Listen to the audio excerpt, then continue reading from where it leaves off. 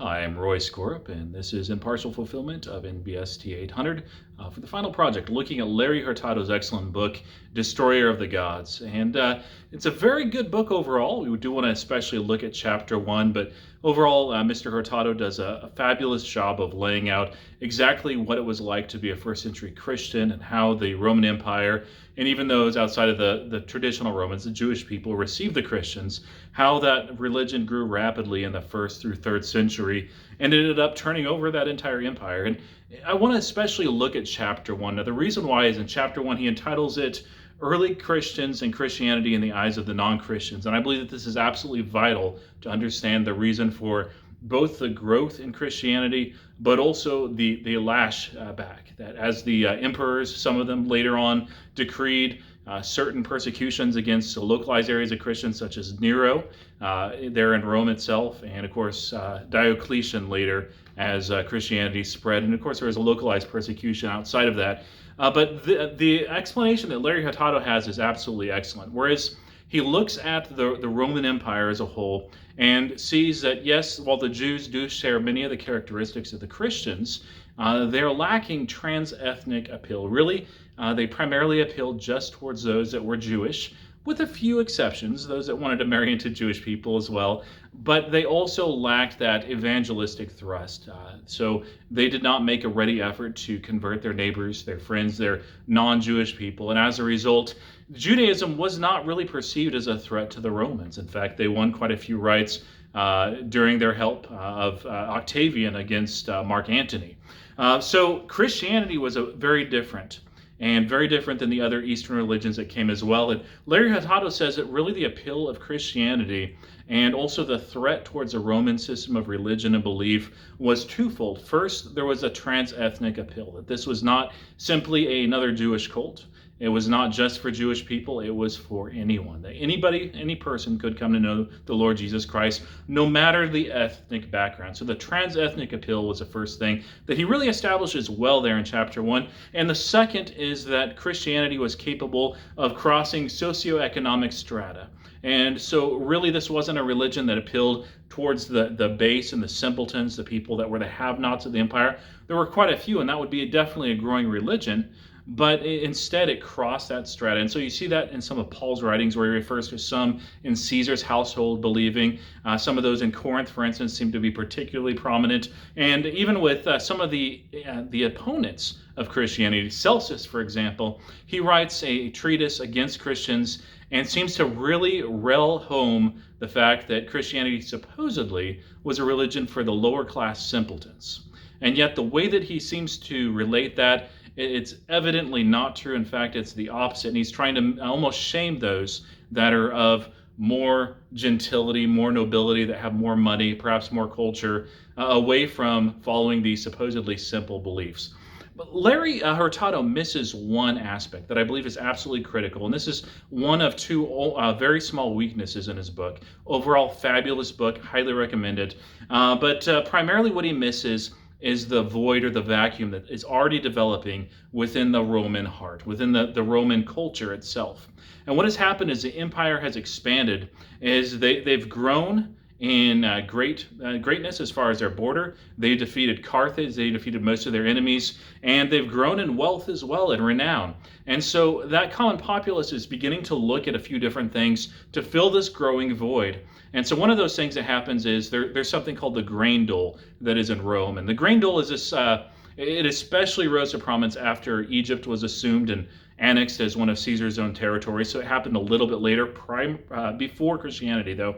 But the idea was that Rome wasn't able to really feed itself. There was a lot of people in Rome that needed subsidies, and so they had the grain subsidies, far outdating Egypt being annexed. And so this was something that actually became basically a form of welfare. And so there was that hunger for the wheat, the grain dole, and whenever that was taken away and they would try to change it here and there would be lashback, there would be riots, there would be bloodshed. And we won't go into that in too many details, but there was that hunger for real literal food. But there was also a hunger for something more than that as well. And so there was a hunger for entertainment. And so there was a growth, especially at that time when the republic shifts into emperor, kind of under Julius Caesar, but really effectively under Octavian. But it really begins with that Gaius Marius preceding. He was the adopted uncle of Julius Caesar. But there is this thrust and this drive for entertainment among the masses. And so that's when you see the Hippodrome. The Colosseum is not built quite at that point, but you see all these other forms of entertainment, the gladiatorial entertainment, later the contest against animals. You have slaves and convicts that are thrown against one another in these arenas and fight to the death. And you see a huge upsurge, not just in Rome, but throughout the empire, this hunger and thirst for entertainment. And so there was a common phrase that came during the time of the emperors called panem et circenses. And the idea, basically, you probably have heard that phrase because it's in the mocking, can't think of the Hunger Games. There we go, Hunger Games, which kind of does a rendition of this in modern times in a dystopian future. But really, it captures the idea of what the Roman people were wanting. They were wanting to be fed. They were wanting to be entertained, but they also crave for something more. Now, some of that wanting to be fed was also combated and contrasted with the early Christians. Justin Martyr spoke into that a little bit. And Tertullian wrote a book that was against the spectacles, or the spectacles, De Spectaculis. And so he writes, "Do you want contests in boxing and wrestling? Here they are, contests of no slight account, and plenty of them. Behold, impurity overthrown by chastity, faithlessness slain by faith, cruelty crushed by mercy, impudence put in the shade of modesty. Such are the contests among us, and in these we will win our crowns. Do you have a desire for blood too?" And of course, he talks about the blood of Christ. Fulfilling that craving. And he really sensed that the Roman people were craving something more. Now, Augustine, in his Confessions, he's writing after 400 AD. So these are years later, looking back. He writes that within his Confessions that there was a void, a vacuum. And basically he is saying that what he is lacking is, he says, "You have made for us yourself, O Lord, and our hearts are restless until they rest in you." And he talks about all the things that he searched for until finally finding Christ. And really that's what's happening, I believe, here with the Romans. They're also turning to religion. Now, they already had religion, but it was a very different and distinct kind of religion, one that really didn't step on any toes, wasn't really personalized, didn't deal with personal faith, personal sacrifice, personal salvation, talk about morality or sin.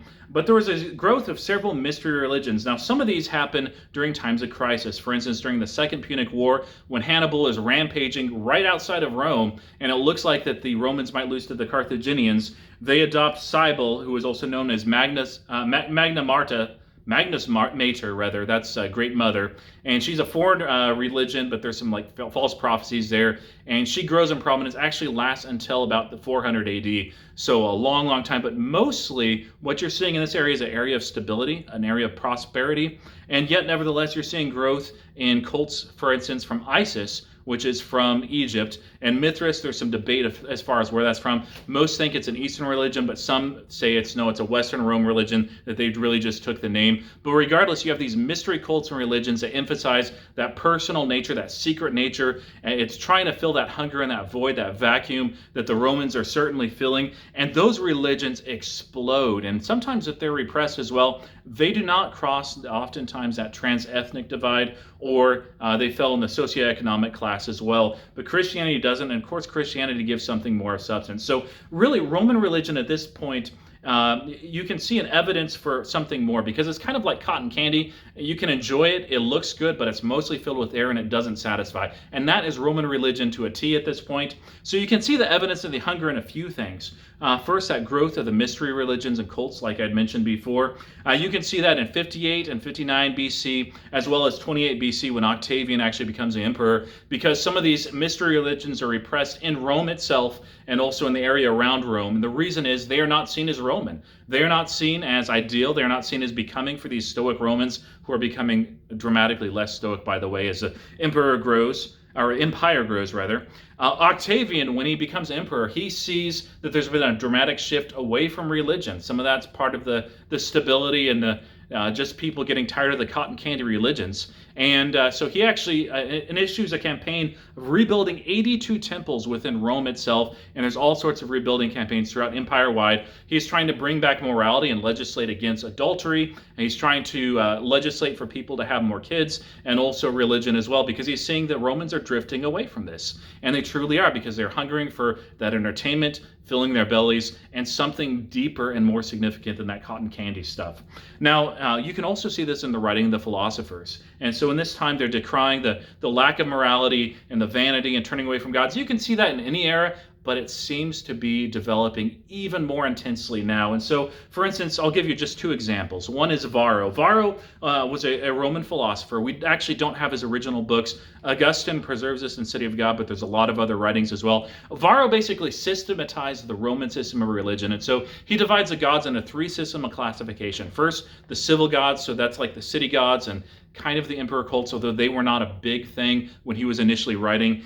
They did grow into a big thing, by the way. But he looked at that as well as the natural gods. So that's the natural forces, the forces of nature, for instance. And then he looked at the mythical gods. These are the poetic gods, the ones that seem like us because they are licentious, they commit adultery, they steal, they're greedy, they're just nasty. And Varro really said and focused on the latter group and said that these were an invention of the poets, and we can trace those all the way back to one of their early kings, King Numa. We're not going to do that because we don't have time for that here. But said that they were utterly false and used the word superstition. Now this is an important word because that is what a lot of people called Christianity. Now Cicero does the same thing.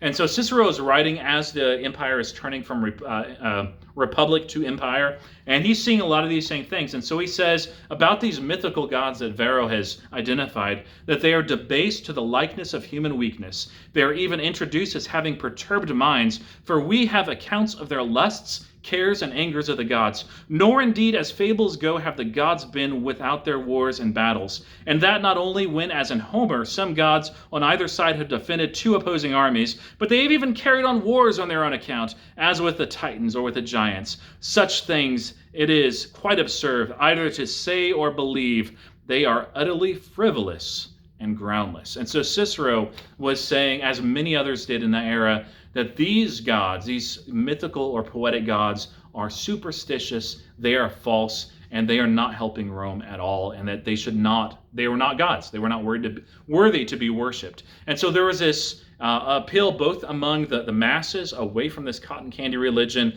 and even among the intelligentsia such as Varro and Cicero who were turning against these things. So Augustine writes in response, and he records that, by the way, in his City of God, about Cicero's dilemma. He says, "Who does not see that he is trying, while he fears the public prejudice, to praise the religion of the ancients, and that he wishes to disjoin it from superstition, but he cannot find a means to do so?"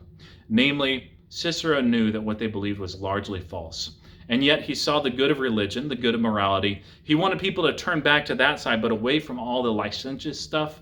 He did not have a way to do that. And Christianity was unique in that it filled that void, that hunger that the Romans had for fulfillment. And it was not a hunger for food, even though they may have thought it was food. They may have thought that it was a hunger for entertainment, but it was not a hunger for entertainment. They wanted something of substance. And so Christianity provided that truth. Now, they provided personal salvation, which was novel for the area. Most of those mystery cults did not even have that, much less the Roman religions. A God that actually loved and cared, and love was emphasized. It wasn't the eros, the erotic love, but instead that love of grace, that deep love, the unconditional love of God towards his subjects, a love that goes both ways, that you can truly love God, and he meaningfully, individually loves you as well. That this wasn't just a mere superstition, but showed that God was transformational and transcendent, and yet nevertheless had power to intercede in the daily world, and in fact informed how to walk in daily life, something utterly lacking in the Roman religion. So it was said in Acts chapter 17, verse 6, as Jason was hauled before Thessaloniki, one of those Roman provincial capitals, it was said that he was one of those turning the world upside down. And indeed, through God's grace and mercy, Paul and Jason and many others in that day and age, who we don't even know their names, but we will see one day in heaven, they turned the world upside down because Rome switched from this cotton candy religion to a belief of substance in Jesus Christ.